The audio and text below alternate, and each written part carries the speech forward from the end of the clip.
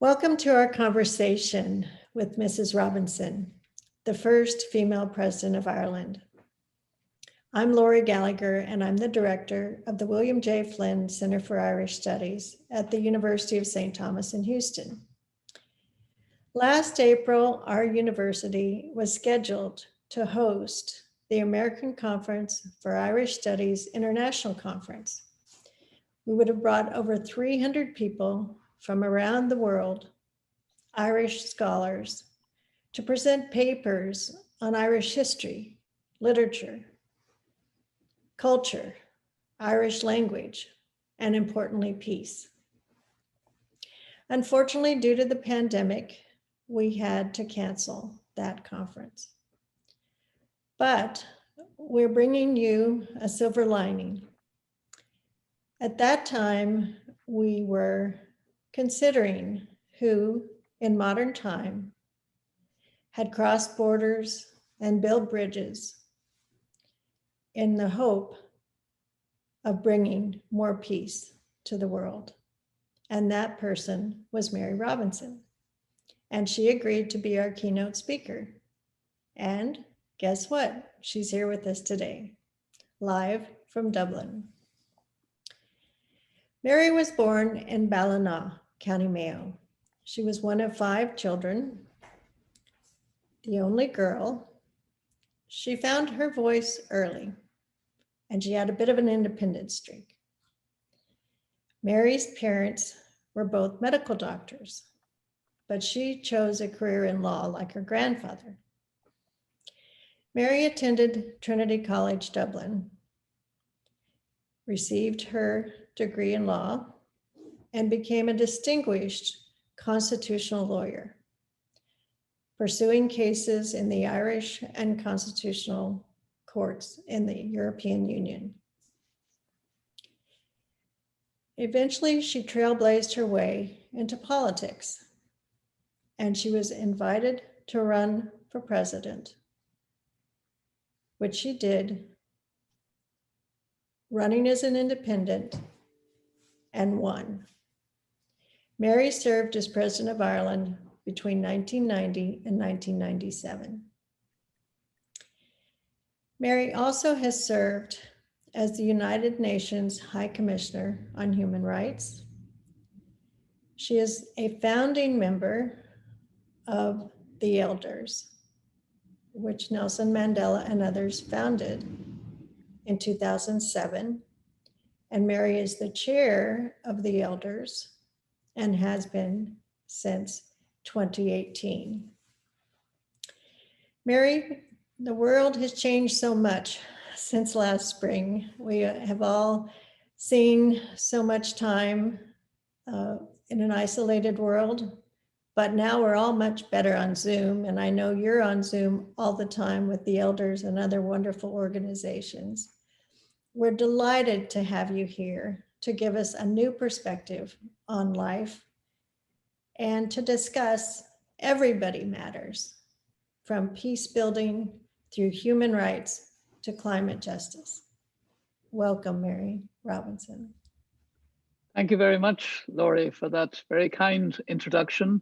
Can I just begin by saying happy St. Patrick's Day, Lá Féile Pádraig, to all of you for tomorrow. And like you, Lori, I was disappointed that the Irish Studies Conference was not able to take place last year, because I would have liked to have been there with a whole lot of Irish scholars, Irish enthusiasts about our culture, our language, our history, etc. But I'm very glad that I have this opportunity to address the University of St. Thomas in Houston, and also the William J. Flynn Center for Irish Studies.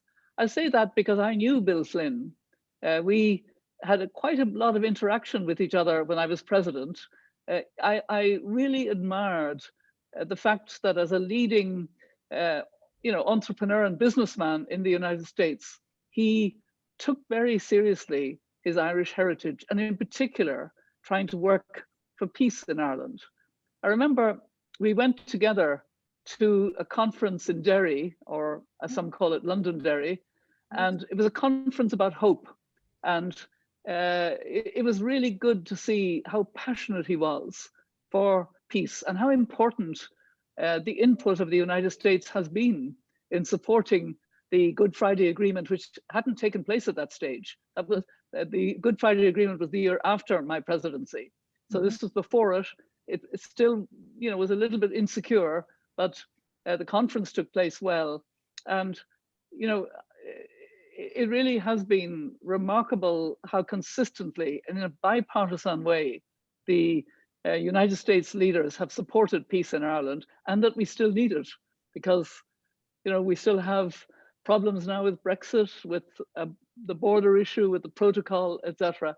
And we need that continuing support. And I'm glad that students from the William J. Flynn Center for Irish Studies come to Ireland, usually, obviously couldn't this past year, but hopefully will next year, in order to have that real sense of their Irish heritage, their Irish history, their Irish spirit. So this is an audience that I'm very happy to talk relatively briefly about my life, and then have a good conversation with you, Lori, about where that takes us. And let me begin by reflecting on the fact that my life was never planned. It somehow took its own course at every stage. And I did study law, as you mentioned, in order to see it as an instrument for social justice. And I was lucky enough, after I graduated from Trinity, to get a fellowship to the Harvard Law School. Yes. And that had a huge impact on me. I was the class of 1968. Now, I know some of your student listeners will say, oh my God, she must be very, very old. But it was a wonderful year to be in the law school because we were questioning everything. My American contemporaries were critical of what they called an immoral war, the war in Vietnam. They were going into poverty programs and civil rights programs in the south of the country, not all of them, but my friends. And Martin Luther King was assassinated in April. And then just after I graduated, Robert Kennedy was assassinated. But what I particularly remember and was impressed by was that young people were taking responsibility. They were deciding, we can't wait now. We've got to take as much responsibility as we can because this is needed. And so I came back to Ireland and started to teach law and to practice law. And an election took place in 1969, and full of what my husband-to-be called, with his sense of humor, called my Harvard humility, I decided to challenge that it was elderly male professors who stood for the Irish Senate in the university seats, the 6 university seats, 3 from Trinity College, 3 from the other university stream. And so I said, why isn't it more open to women and young people? And my friends said, well, you're mad, but if you want to stand, we'll support you and we'll see. And we had a wonderful campaign. And at the age of 25, I was elected to the Senate, which meant that I was lucky enough for those years to be teaching law, practicing law, and helping through the Senate to make some law. And I had a very active and very fulfilled life. We had 3 children, which we were delighted about. And,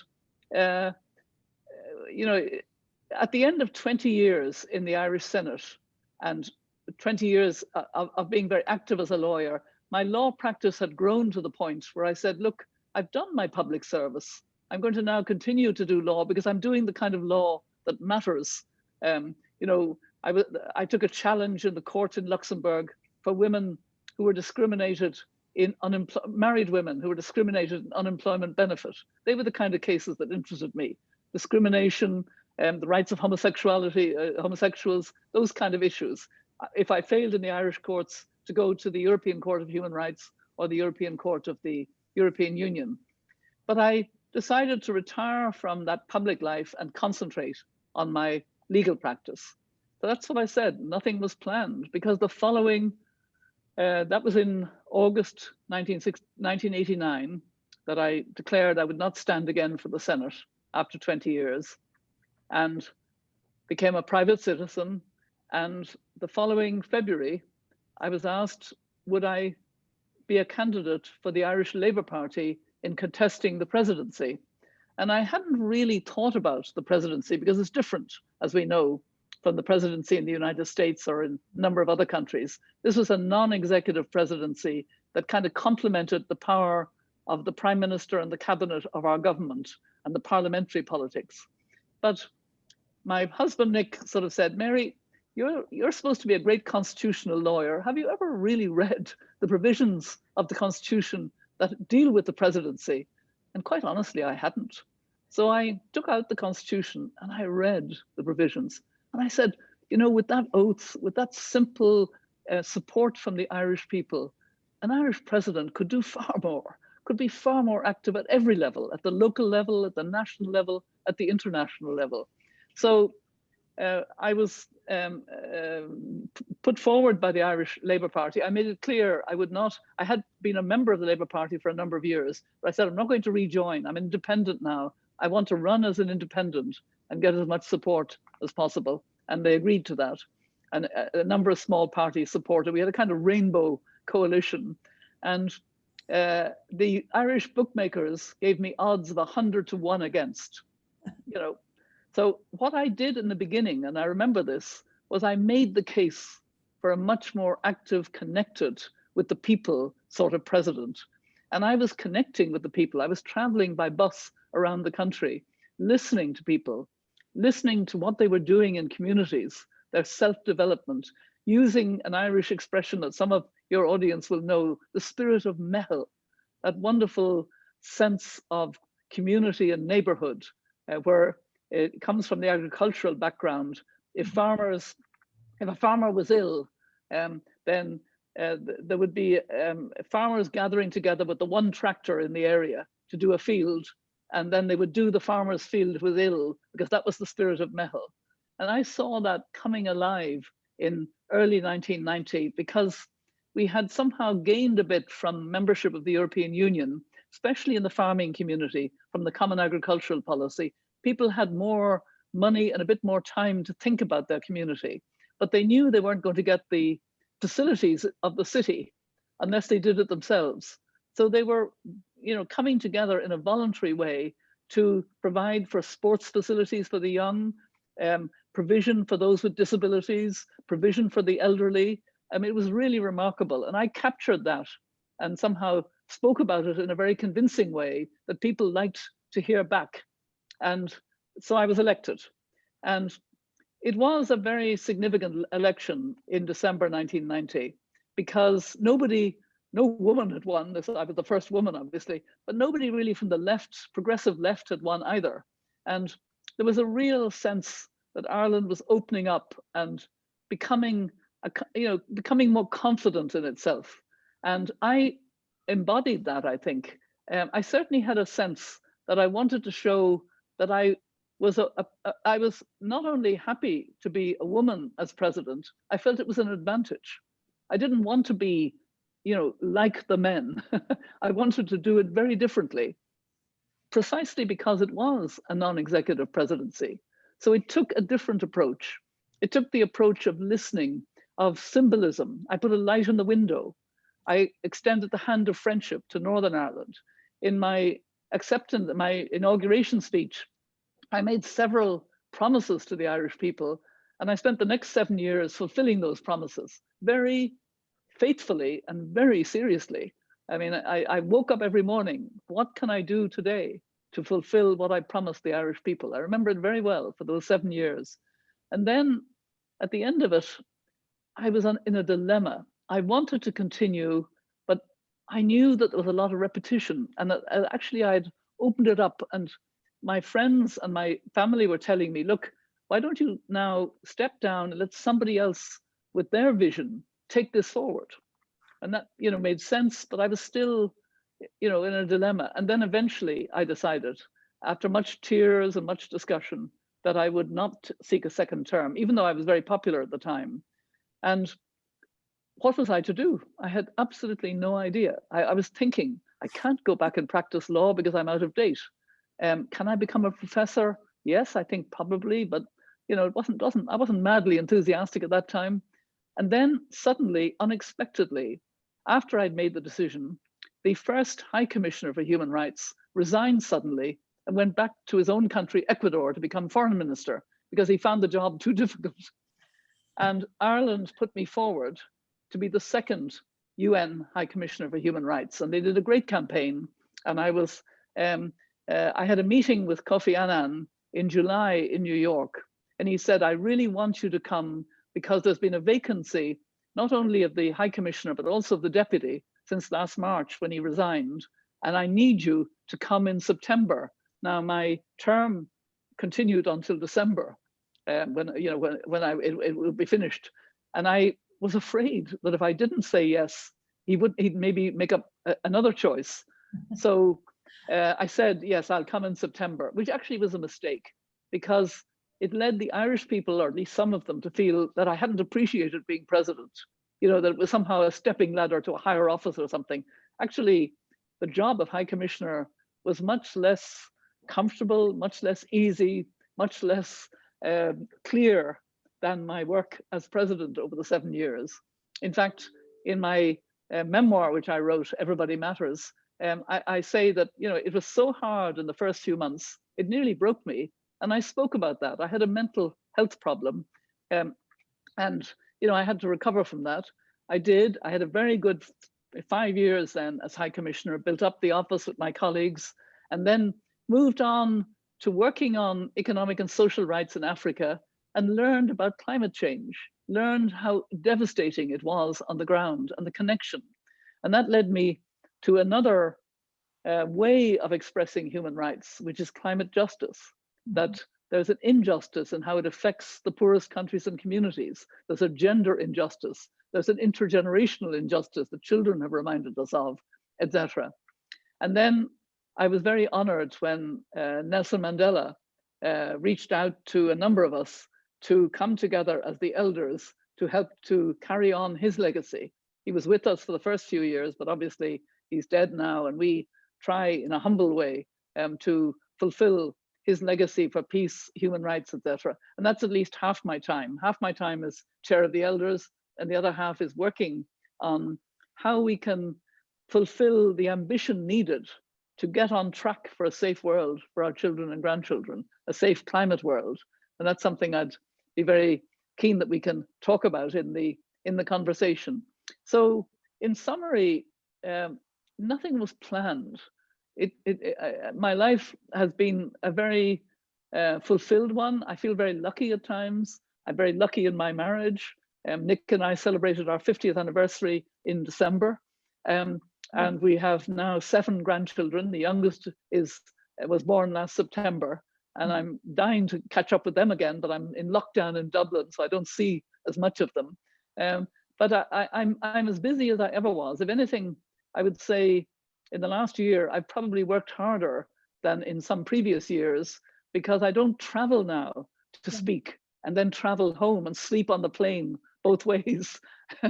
I Zoom every day, and because of the urgency of what I feel about peace, about human rights, but in particular about the climate issue and climate justice. So over to you now, Lori. I've said I'd speak for about 15 minutes, and I think that time is up. Thank you, Mary. I'd like to go back to the fact that you knew our namesake, Bill Flynn from New York. Many people have wondered how it was that Bill would have taken an interest in our university. But through our former president, Dr. Robert Ivany, we came to know Bill, and we went up to New York several times, and he came down here. You'll be proud to know that his name is on a sign outside our beautiful little home here. And tell us what you and he discussed, or what you saw in action in terms of how to deal with the concept of building peace and finding common ground among various communities. Well, when I met Bill, he was a wealthy, successful American in Irish eyes. He had no reason to necessarily engage, as he did very actively, in trying to support peace and the peace process in Northern Ireland. And I really valued his seriousness of purpose and his strong sense of Irish identity. I mean, he spoke so warmly about his Irish roots, and he had a good sense of humor. You know, we got on well, and I do particularly remember that that conference in Derry, because it was full of hope. Yes. Even though it was before the Good Friday Agreement, we were not secure, and you know, it was important that there were many others, you know, Ted Kennedy and many other you know, prominent Irish figures, Tip O'Neill in his time, and others who, you know, were determined that we have to see peace. And of course, we lost John Hume this year, you know, a few months ago, and I gave a recent John Hume lecture and spoke about my admiration and friendship with him. He was a wonderful, wonderful man, and he had a vision for the country that, you know, for the whole of the country, that's still valid today, that it has to be a peaceful reconciliation of the peoples, not flag waving, and not violent, and not disruptive in such a way that it could provoke further violence. And I really believe that. Well, I'm delighted to hear about that part of your history with Bill Flynn and the Derry Conference, London Derry Conference, and the concept of hope, because that's one of the things I'd like us to touch on today. I think that the other thing that was very striking to us as we have taken students to Ireland is how we have met people who worked in the front lines and behind the scenes to bring people together. And whether they were community leaders, cross-border leaders, religious figures from all denominations, whatever it takes, that it is a matter of community, which is at the heart of everything that I've read, that you have written, and that you express. And I thought maybe you would like to talk about that a little bit more, that sense of community, and how that maybe traces back to your time with your family in Ballina, and as your presidency in more details as you opened up the Áras, the President's Home. Well, if we reflect back on growing up in the west of Ireland among those four brothers, of course I had to be very interested in equality and human rights and using my elbows. And I, you know, was always competing, quite a tomboy, etc., with them. But I also noticed a discrimination that was there. You know, I couldn't become an altar boy, an altar girl. I had to wear a scarf in church, which I hated wearing. And you know, there was a sense that I was more limited, even though my parents kept telling me that I had the same opportunities as they did. And so that's why, you know, as a human rights lawyer, I spent a lot of time fighting various kinds of discrimination over the years through the courts and through the Senate itself.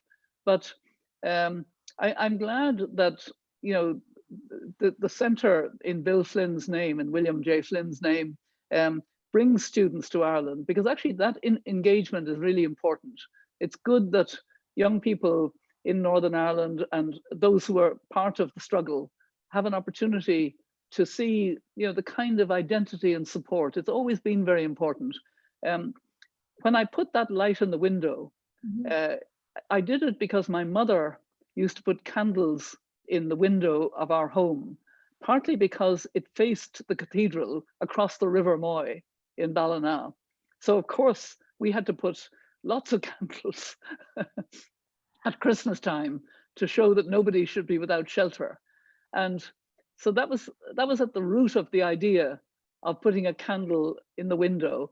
And when we spoke about it, my husband and myself at the time, we were told, no, not a candle, that might burn the place down. So we actually got a lamp made with no off switch, and we put it in the kitchen of our private quarters upstairs above the formal rooms where we lived with our 3 children. And it was in our kitchen, which was between the pillars. It was perfectly poised, and you could see it from the public road. And I cannot tell you the number of prominent figures from the United States who came to visit me as president, who only wanted to see that light. They didn't want to particularly have tea and coffee with the president or a drink or whatever. They wanted to go out and look at that light. And I saw Tip O'Neill with tears in his eyes. I saw, others, I think Bill Flynn was among them, who really felt the pull of that light, the symbolism of it, that we are a diaspora. And I made 2 speeches to the Irish Parliament, the Oireachtas, when I was president. It's a hard thing to do as president because you're a non-executive president addressing. It's not like a State of the Union speech. You have to really prepare well and take a risk. And the second one I wrote myself with great thought about the Irish diaspora. At the time, nobody used that word, diaspora. And I got some criticisms that I was going to use it. And I spoke to my father, who was quite elderly at that time. He said, Mary, the Irish love new words. Go ahead and use it. And of course, it then became very popular. But actually, that speech didn't go down too well in the Irish Parliament with the 2 houses, the Dáil and the Seanad, present, because they felt it was a criticism of them, even though I was putting it in terms of not being critical in the language, but still they didn't like it too much. But what happened was Ted Kennedy put it on the record of Congress. I got so many letters, it was before social media, but I never got a stronger reaction than I got for that speech from outside Ireland, because it spoke to people that they were part of this connection of a diaspora, a family, a community, and that we needed them as much as they needed to feel that link with Ireland.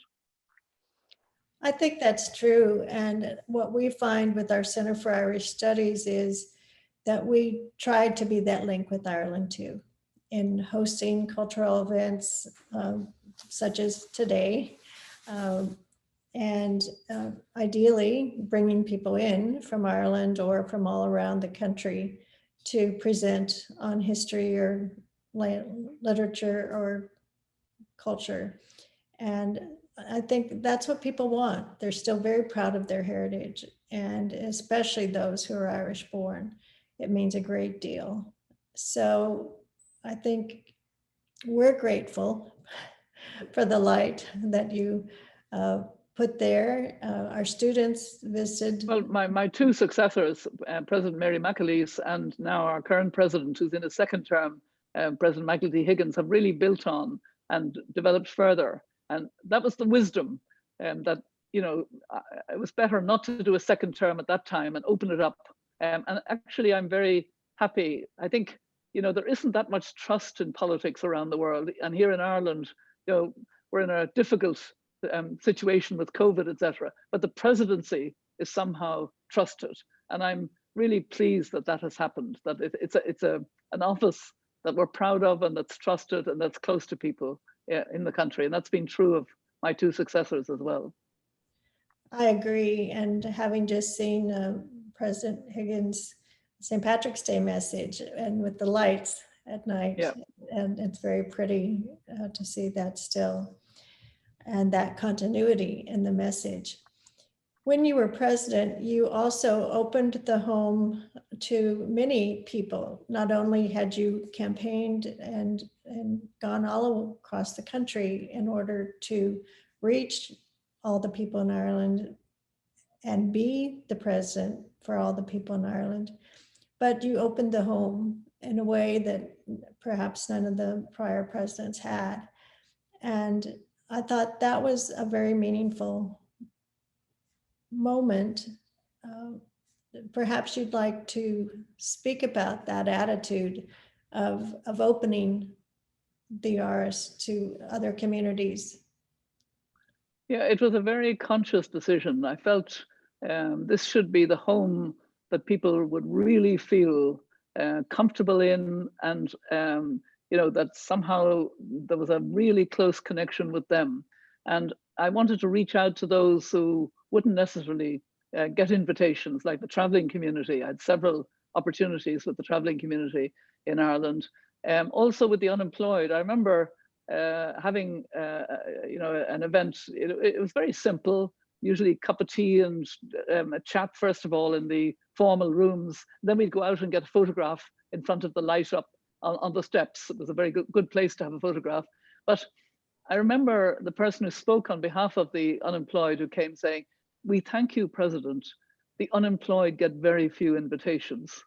And I remember that so well. I remember, just taking that on board at the time. But probably the visits that I appreciated most during those 7 years were from those who came down from Northern Ireland, the women in particular, who had come out of their housing estates and joined each other. The men didn't do it. They were, from the Loyalist and Republican housing estates, but the women did. And they came together and they dolled themselves up to the 99s, as we would say in Ireland. They dressed to kill to come down to this official residence. First visit for most of them to Dublin anyway.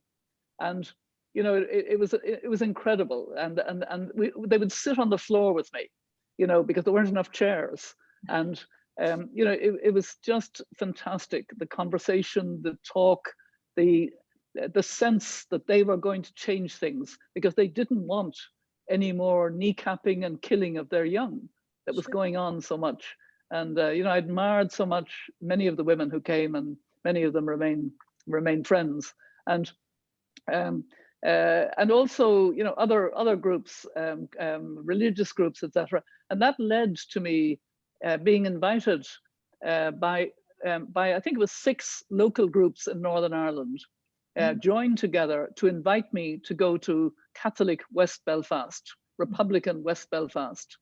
And I knew by going there, of course, I would meet Gerry Adams. And the Irish government wasn't very keen that I would go, but didn't feel they could stop me. The British government tried to get the Irish government to stop me. It was becoming a very big, public story. I was very interested to meet those communities, and I knew I would meet all of the politicians, including Gerry Adams. Actually, we met privately, not to make that the center of the thing. It was a community. I will never forget going into that community hall. First of all, through children who were holding Irish flags and singing as I arrived, singing Oscailga in Irish. And I had that sense of a community. And inside the music, the playing, it was a moment when I knew I had done the right thing, because somehow this was a community that had a vibrant culture that was being isolated within Northern Ireland, from the UK, which it didn't want to be part of, and from the South, because we weren't paying enough attention. And it was a wonderful moment of, giving oxygen to that community. And I've never regretted it. I thought it was really important to do that. Well, thank you for sharing those moments with us. I've read about that, obviously, in your memoir, and imagined it step by step with you. Do you remember the funny story that happened? Maybe I should tell it as well. Please do. My visit to Loyalist, Republican West Belfast was so unpopular with some of the community in Northern Ireland that the following morning I had other events in Northern Ireland. I'd stayed there overnight, and I was going out of Belfast to an event. I woke up, washed my hair as I always did, and waited for the hairdresser. And the hairdresser didn't come because she was Loyalist and hated the fact that I'd gone into West Belfast, which had been very covered in the news. And so I had to do my best. I had not, I hadn't been prepared or anything. My hair isn't great to do if I don't have some professional help. I did my best. I went off and fulfilled the other engagements. And the police officer, the RUC police officer, his first name was Henry, who was in charge of me while I was in Northern Ireland, arranged for a hairdresser to be present at the airport where I'd give a big press conference before returning to Dublin. And I'll never forget that. It seems a small gesture, but if you're facing a very big press conference and your hair is all, out of kilter, it's not, it was a really remarkable, thoughtful gesture on his part. And I do record it in my book as such. I remember. I do. But it was very funny that she never turned up. Well, as my husband says, we have to deal with the conditions on the ground. And so Exactly. sometimes things don't always turn out. Well, let's move to the issues of human rights and climate justice, which I know is one of your top issues. And perhaps you would like to share with us what you think as a community, what as individuals you would like to encourage us to do in this regard. Yeah, I think it's really important that we take personally how serious the climate crisis is. Now, having said that, I know who's got to do the main taking of responsibility, and that's governments and corporations and even cities and communities, etc. But it's too important to be left to them. Everybody has to take their responsibility. And I think the first step is to take it personally in your life. And you know you've done that if you decide to do more carefully something that new steps, like recycling more carefully, maybe looking at your diet or what you're eating, maybe wasting less, consuming less, buying less. That's what we have to do in the developed world. Secondly, get angry about those who have more responsibility to be taking steps and aren't doing enough. And that is the governments, the cities, the corporations, the international organizations, the banks, etc. And thirdly, and this is really important, we have to imagine this world we need to be hurrying towards. I'm aware that in Texas, you actually have a lot of wind power and you have increasing renewable energy. That's the way to go. And it's not easy. And what we really have to do, and this is a very important climate justice point, we have to bring with us in a very real way the workers who worked to build our economies. And they're the workers in coal and oil and gas, and frankly, also in Ireland in peat, in the bogs, where we now have 400 being laid off, and we have to pay attention and make sure that the new industries, the exciting jobs, the renewal of nature goes into those communities. And there are jobs there. There are all kinds of jobs. There are jobs in refitting. There are jobs that you can make the switch, but it has to happen. And this is a very important year, if I may say so, 2021. 2020 was to have been the year of the big events. They've been postponed to this year, but we have two opportunities to come together as a world. We have a convention on biological diversity in China in May. And the reason it's important is that we have had such loss of biodiversity. There was a very important report in May 2019 of the UN, which talked about the extinction of 1 million species, and that we're not in tune with nature as we should be. And it's very serious.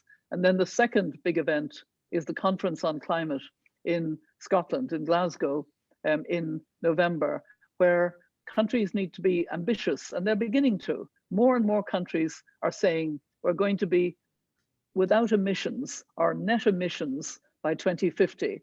And the important thing then is, okay, but work back to 2030 and work back to 2025 and 2023. And what are you going to do for the next 10 years? That's what we want to hear. We want to hear it from corporations and investment companies and cities, etc. It's happening, but not enough. If it's any encouragement, as I was driving into Houston yesterday, I saw a huge part of a wind turbine being moved out where it wouldn't run into anything. So it is happening. It just takes some time, as you say. Yeah. But I think there is movement in that direction. And I've certainly driven through some of the wind farm areas in West Texas. And it's an amazing sight, of course, seeing wind farms in Ireland. Yeah. And I've just seen that there's a new technology that you can have wind farms without the blades of the, because there's a worry about the noise they make or the difficulty of birds being caught in them, etc. They're actually showing now a new technology where it's just tiny wires within the thing which can do the same level of creating electricity. So, there's technical progress as well in renewable energy. There's battery retention. It's all becoming cheaper and cheaper. It's competing now very favorably, particularly with coal, but also with oil and even gas. Mhm. Well, I think, Ed, as it goes back to, it takes a village, and all together, we'll try to get there with all of our resources at hand, and having wonderful engineers and innovators in our world. I know we'll get there, and if we all come together in the sense of community that, as echoes throughout your memoir and certainly your book on climate justice. You told a lot in your climate justice book about stories of individual people, and how you met with them. And what I found striking, with two exceptions, was the fact that they were all women, and how important the women are within the community to care for the children and to take care of their education and to deal with so many of their problems. Would you like to speak to that point? Yeah, and the first thing I have to do is correct you, Lori. I'm sorry, they're not all women, but you're right, predominantly. Of the 11 stories in my climate justice book, the byline of which is hope, resilience, and the fight for a sustainable future, there are 11 stories, and 9 of them are about women in their communities. But there are also 2 good men. Yes, they were. I'm happy to talk. But the truth is, these were people I learned so much from. And I wanted to tell their story as a way of communicating about the impacts of climate change, because somehow we don't easily fully understand. I've been lucky, I suppose, in some ways, to live in 2 worlds. I've spent so much time in poor developing countries. I see it through their eyes.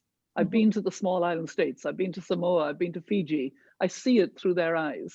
I understand the urgency of their position. But it's hard if you haven't been there and had that sense, except that now, of course, we're seeing the impacts all over the place, including in the United States. You've had them in Houston, you've had fires in California, you've had, you know, it's no longer deniable, if I can put it that way. But the stories that I like are the stories of people taking steps. And, you know, there are actually 2 stories in the book. They're both about women, but they're based in the United States. And that was deliberate. I mean, I had more people I could have written about. I was slightly strategic about the stories. And I chose to tell 2 stories in the United States. The first is Sharon Henshaw, who had her salon in East Biloxi. And she loved the work in the salon. Women came for their nails and their hair. It was a source of gossip. And it was a nice, and her father was a pastor who had been part of the civil rights movement. So she had that kind of background. But when Hurricane Katrina struck and totally devastated that coast and devastated her home and her salon, she became what she called an accidental activist. And she really found within herself the courage to stand up and say, I'm going to fight for my community. And she, you know, did so much, and she astonished some of the human rights activists who were in the community with what she did, and they honored her enormously for the contribution that she made, just because she had the guts to do it. And the other story was very different, but very real too. The story of Patricia Cochrane, who's an indigenous Alaskan scientist, a very knowledgeable scientist, watching the erosion of coastline, the destruction of villages, the fact that they were going to have to move with no money to do it, and knowing why, because she was a climate scientist. You know, very different stories, but I felt that these were the ways to bring home to people, you know, how important it is. One of the men in the story is Ken Smith from Canada, who was working in a mine in New Brunswick that he knew as a union leader was going to close. And he did his best to prolong, first of all, and then to get the best conditions. But actually, when the mine closed, it was devastating for New Brunswick. But he got a job on the other side of Canada in the tar sands, a better paid job, but he didn't like the context. And he knew that the tar sands would have to end as well. So now he's busy trying again to work on how to have that transition, a just transition. And he spoke at the Paris conference, and he spoke very openly. He said, I'm a miner and this is what I do. And he ended up getting a standing ovation for his honesty and his approach. And that gave him a lot of heart in his work on just transition. And I think we're in that transitional stage where we have to reach out and bring everybody with us as much as possible. Well, thank you for those stories. And there also was a very interesting story from a gentleman in an island. That's right, Anote Tong, who was the former president of Kiribati. Kiribati is a tiny series of atolls, but it's a sovereign people of several 100,000 in the Pacific. And I got to know him, really, kind of a moral leader of his people. And when he went to Copenhagen to the conference, he was very depressed because they weren't taking seriously that if the world went above 1.5 degrees Celsius of warming, his island went under. He would no longer have a sovereign people. So when he came back from Copenhagen, he actually decided, I have to protect my people. So he bought land in Fiji. The people of Fiji had an island that had space on it, and they sold it to him for quite a lot of money at the reserve, so that, as he said, his people could migrate with dignity when the time came. And then he got angry at the idea of that, and he decided to fight back and to continue to not only try to get the 1.5 degree into the text, which we did in Paris, and the scientists tell us now we have to stay at 1.5 degrees, but also he's working to see if it's possible to raise some of the islands. We've sent people into space with spaceships. We're going to Mars. We're doing all kinds of things. Why can't we secure that all countries can have a future in our world? I think that's more important, frankly. And I support his idea of trying to raise some of the islands at the moment so that people can continue to be a sovereign people, to be part of the United Nations, to have their culture and their pride. As an Irish person, I feel that very strongly. We're a fairly small country, and we must support small island states. Well, I thought that was a very telling story. It really hit my heart to imagine what it must be like in that situation. Maybe we could switch gears and have you tell us what you would like your legacy to be. Well, in many ways, I don't really think in those terms, but I'm quite glad that in my hometown of Balna, which also has a connection with President Biden, part of his family roots are also from the town of Balna, there is a center which will be opening. And I'm very supportive of it being a resource for young people to care about human rights, gender equality, racial equality, climate justice, all of those issues. And I got, it's been a bit delayed by COVID, but I think it will open in 22 or 23, 21 or 22. So, but I'm not interested really.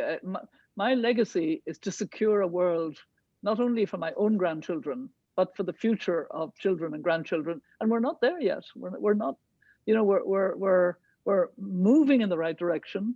I often say, and I want to say this because I think it is a hopeful comment.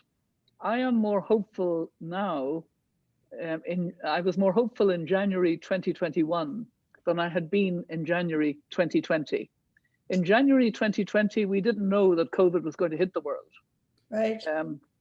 But I was worried we were going to have a conference on climate in November 2020, and I couldn't see the real ambition across the board, the real sense that the children were telling us, listen to the science. We're not going to have a safe future unless you change. And I didn't see. Now, I think we can learn from something we would never wish on the world, the devastation of COVID. And I know how bad it has been in the United States. It's bad here in Europe also. But we've learned lessons from COVID that we should think about. And let me just briefly mention 4 lessons that I think are well worth reflecting on. The first lesson is that collective human behavior actually matters. It's the only thing that's protecting us from the virus while we wait for the vaccine to be rolled out. You know, more social distancing, washing hands, wearing masks, and if necessary, even having lockdown, which nobody likes. Secondly, government matters. You know, we had a period where the free market and the market would solve everything. No, it doesn't. We need government with government policy, not necessarily over large bureaucratic government, but smart government that will take the necessary steps to protect people and to build health systems and to make sure that we can live safely and in a more equal world. Thirdly, science matters. We're watching in the United States and elsewhere, people are listening to their health experts before they make any government steps. In every state, they're listening to their health experts. We need to listen in the same way to climate scientists. And if we do, we'll move more quickly in the right direction. And the last point, Lori, it's a more subtle one, but I really believe it.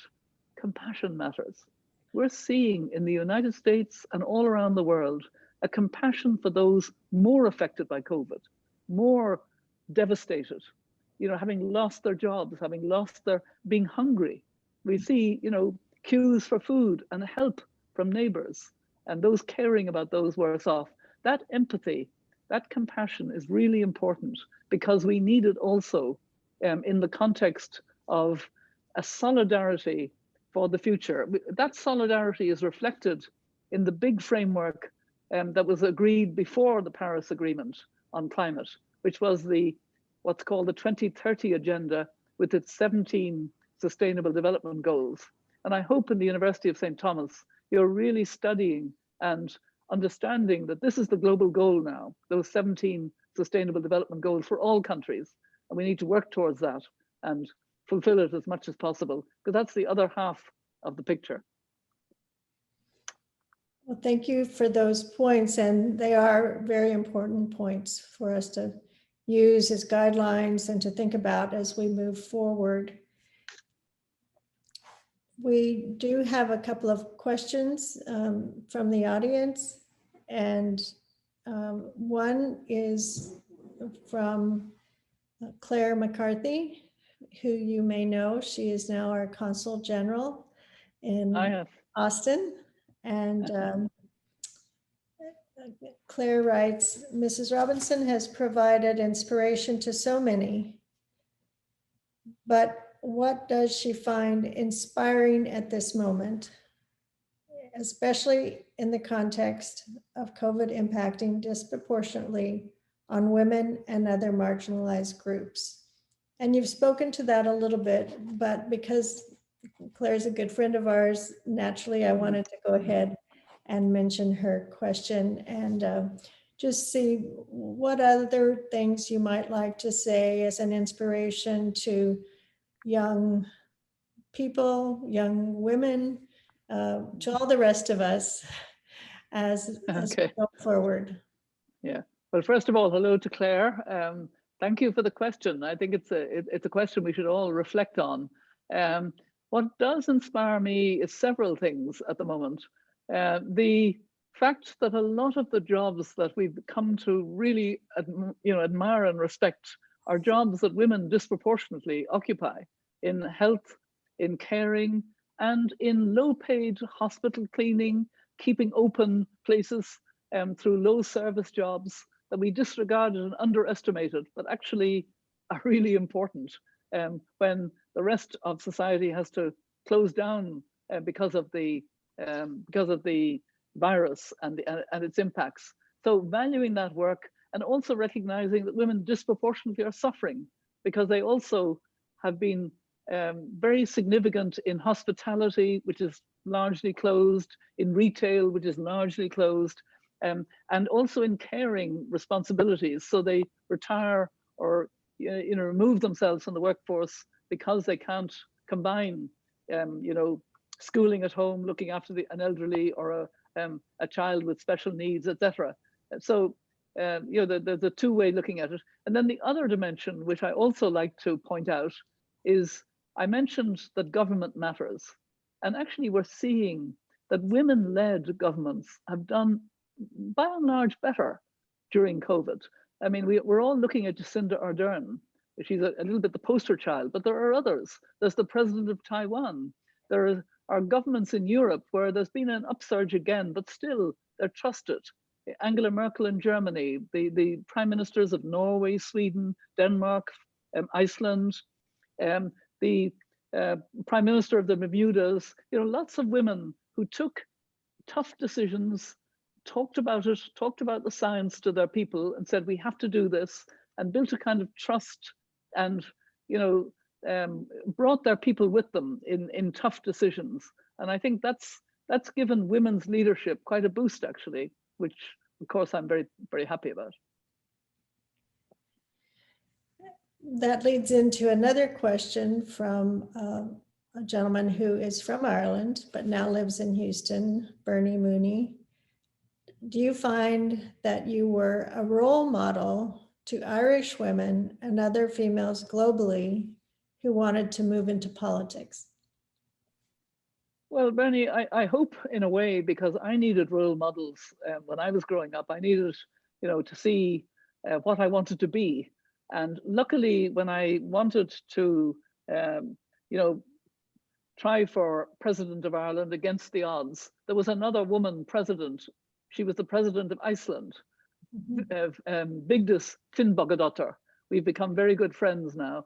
And she served for 3 terms of 4 years each, so 12 years as president. I think she was in her 2nd term by the time I was trying to be president of Ireland. It's amazing how much it mattered to me that that was the case. I have no doubt that Kamala Harris is a role model beyond belief, particularly for young girls of color in the United States.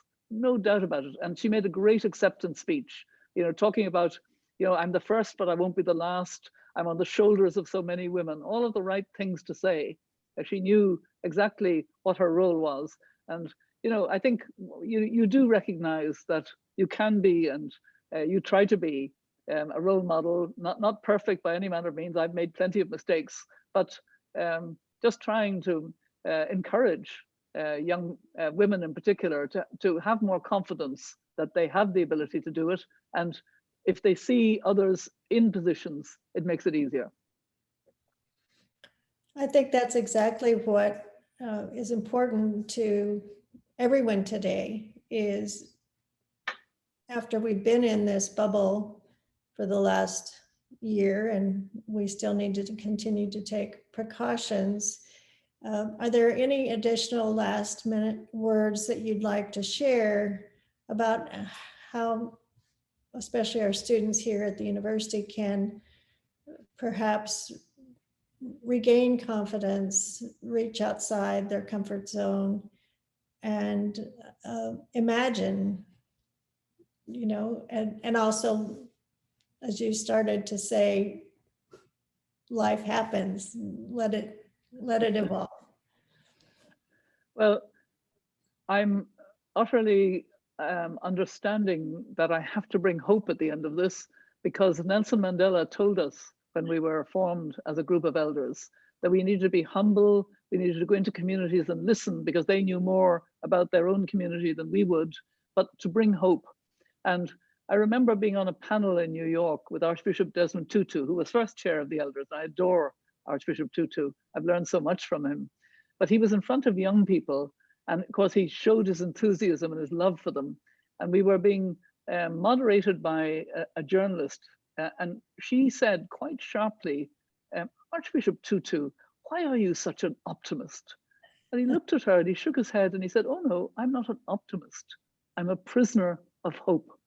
And I remember being very affected by that at the time, and I've thought about it a lot.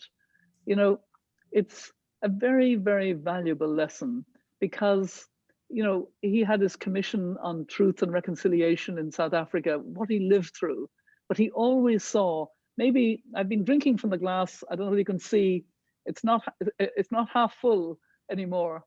It doesn't have to be, but there's something there that you work on. And if you're a prisoner of hope, then you always see that there is a possibility. It's an oxygen that helps you to work on what's there.